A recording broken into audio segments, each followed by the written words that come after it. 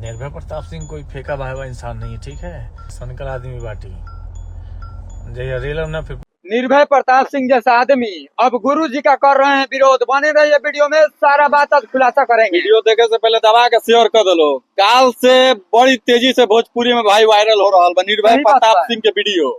निर्भय सिंह प्रताप के हमें उनका बतावल तो खैर जरूरी हम नहीं समझत। एक बात और हम बोल देना चाहते हैं, धीरे धीरे देखल जाए तो भोजपुरी से पवन सिंह के नाम के अगर बचावे के बताओ स्वयं पवन सिंह के भाई बागडोर संहारे पड़ी।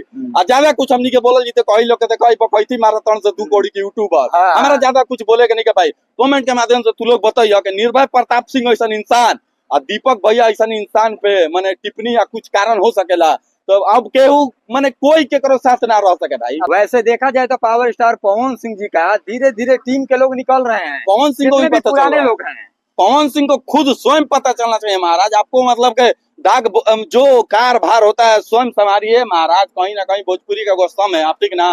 अब बार बार आप पे ही टिप्पणियां किया जाए तो ऑडियंस को भी पसंद नहीं आती है। बहुत चाहने वाले हैं, ज्यादा कुछ हमने क्या बोले कई लोग कैसे करो दे।